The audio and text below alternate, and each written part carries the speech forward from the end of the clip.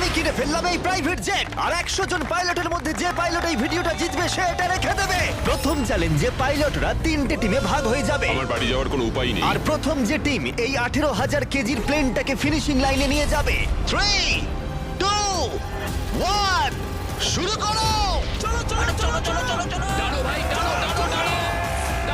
আর এই 3টে টিমের মধ্যে যে টিম এগিয়ে যাবে তাদের এই বিশাল জেট ইঞ্জিনের শক্তি সহ্য করতে হবে আর সহ্যের কঠিন পরীক্ষাও দিতে হবে। তাহলে দেখা যাক। আরে অজ্ঞান হয়ে গেছে, কেউ অ্যাম্বুলেন্স ডাকো। আমরা শাটডাউন করলাম একটা গোটা শহরকে 24 ঘন্টার জন্য, কিন্তু প্রথমে দেখব কোন টিম এই ফিনিশিং লাইনটাকে ক্রস করতে পারে।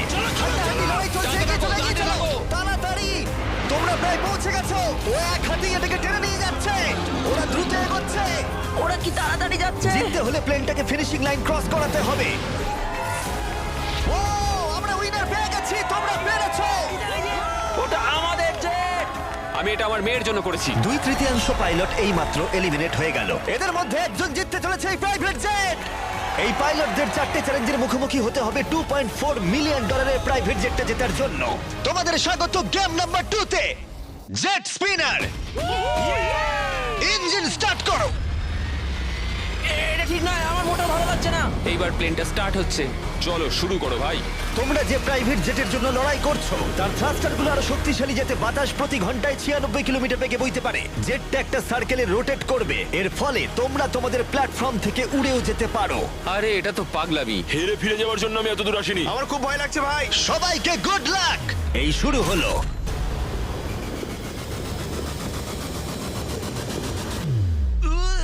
ও, প্রথম জন এলিমিনেট হয়ে গেল, একজন কমে গেল। আমার ওই জেটটা চাই। আমি জেটটার জন্য কোনো মতেই আমার প্রাণ দিতে পারবো না। আমি খুব ভয় পাচ্ছি ভাই। আমি ভাবিনি কোনোদিন আমি পাইলট হতে পারবো। আমি ওই জেটটা মন থেকে চাই। না, দুজন। Bye bye. আরে ভাই আমার দিকে আসছে। ঠিক আছে, দেখা যাক ও পারে কিনা। 46 আটকে থাকো। ও ধরে রেখেছে। আটকে থাকো। তুমি পেরেছো, তুমি এগিয়ে যাচ্ছো। এই টেকনিকটা দারুণ ছিল। অন্যদের দেখে বাকি পাইলটরা বুঝতে পারলো তাদের কি করা উচিত আর কি করা উচিত নয়। আমি বুঝে গেছি, স্ট্র্যাটেজিটা হবে সাইডওয়েজ রাখা, এরকম করে নয়। যারা টিকতে পারছে তারা এরকম করে দাঁড়াচ্ছে। ওরা আটকে আছে। এমনকি যে পাইলটরা স্ট্র্যাটেজি ইউজ করছিল তাদের মধ্যেও কয়েকজন সেটা ধরে রাখতে পারলো না। আর একজন। যদি নাম্বার 40 পড়ে যায় আমিও পড়ে যাব। আমরা একই ভাবে দাঁড়িয়ে আছি। ও পড়লে আমিও পড়বো। না না না না,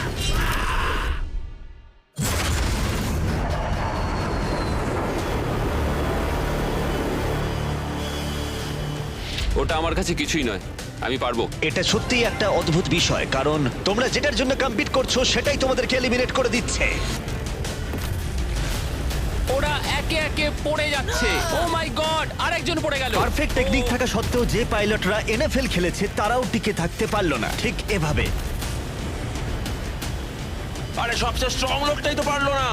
মনে হচ্ছে যেন ও একটা ইটের দেওয়াল, কিন্তু কতক্ষণ। আর এই চ্যালেঞ্জের শেষে তুমি পারবে। আরে ও না, ঠিক আছে, এটা খুবই খারাপ হলো। এই প্রাইভেট জেট ইতিমধ্যেই 15 জন পাইলটকে এলিমিনেট করে দিল। এখানে যাদেরকে নিয়ে আমি সবচেয়ে বেশি চিন্তিত ছিলাম তারা সবাই এখন। কনগ্রাচুলেশনস তোমাদের 19 জনকে এগিয়ে যাওয়ার জন্য।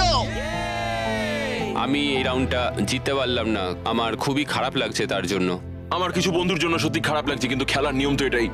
একটা নতুন কিছু শুরু হতে চলেছে। আমি ভেবেছিলাম যে আমি এটা করতে পারবো, কিন্তু এমন ভাবে হাওয়াটা এলো যে আমি থাকতে পারলাম না। চলো তাহলে পরের গেমে যাওয়া যাক। আর এই ভিডিওতে আমরা সৌদি আরবের রিয়াদে যাব, যেখানে হতে চলেছে আরো 3টে চ্যালেঞ্জ। এই পাইলটরা যেখানে কম্পিট করবে এই মাল্টি মিলিয়ন ডলারের প্রাইভেট জেট জেতার জন্য। 3 নম্বর চ্যালেঞ্জে আমরা 10,000 ফুট ওপরে যাব। আমার সাথে চলে এসো।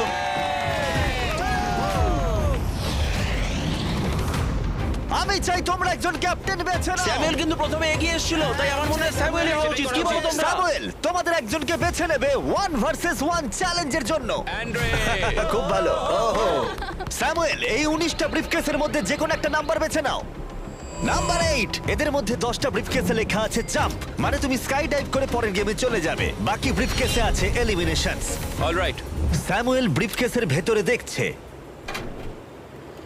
আর আন্দ্রে এবার ঠিক করবে স্টিল অথবা নো স্টিল। ব্রিফকেসের ভিতরে কি আছে? জাম্প। ঠিক তুমি বলছো বলছো? জাম্প আছে? হ্যাঁ জাম্প। ঠিক আছে আন্দ্রে, স্টিল অথবা নো স্টিল। দেখো ভাই, আমি তোমাকে বিশ্বাস করছি। জিমি, আমি এই ব্রিফকেসটা নেব। যদি এতে জাম্প থাকে তাহলে তুমি এগিয়ে যাবে। দেখা যাক। দেখি। ও এগিয়ে গেল, ও যাচ্ছে টপ 10-এ। কিন্তু মনে রেখো পরের গেমটা মাঠেই খেলা হবে, তাই তোমাকে জাম্প করতে হবে। 3, 2, 1। Oh my God!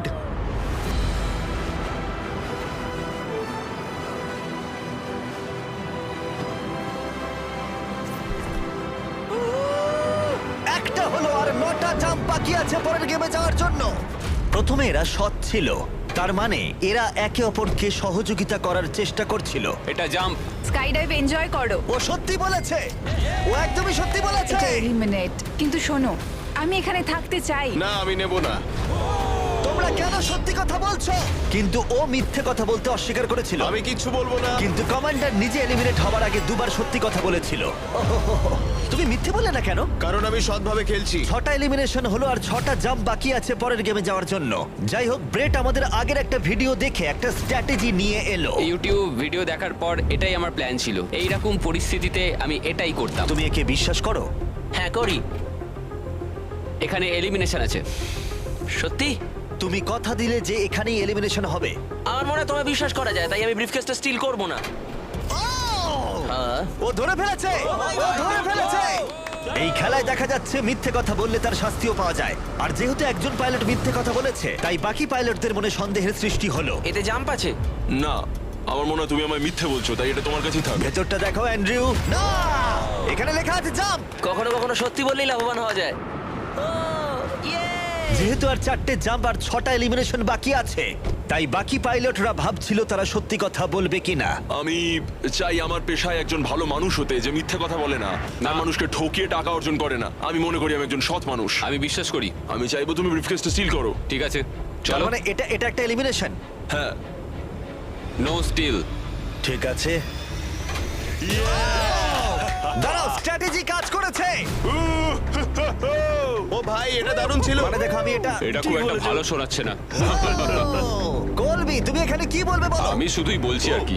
তাহলে যাওয়া যাক। আচ্ছা, আমি তুমি বিশ্বাসই চলে করতে যাও। পারছি না কেউ একজন এত সততার দাবি করে আমরা ছেলে খেলা করলো, তারপর সে হাসতে হাসতে মিথ্যে বলে দিল। আর 3টে জাম্প আর 6টা এলিমিনেশন বাকি আছে, আর পরিস্থিতি ক্রমশই খারাপ হতে লাগলো। জাম্প লেখা আছে, আমি এটা নেব। ও, এতে জাম্প আছে। আমি এটা স্টিল করব না। No steal. আমি জাম্প পেয়েছি।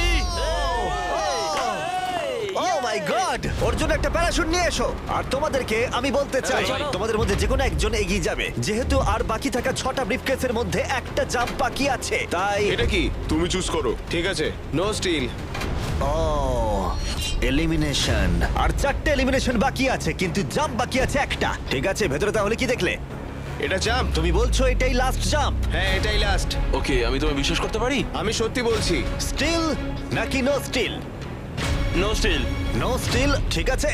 ও মাই গড, যদি এডি সত্যি কথা বলে থাকে তাহলে বাকি সবাই এলিমিনেট হয়ে যাবে।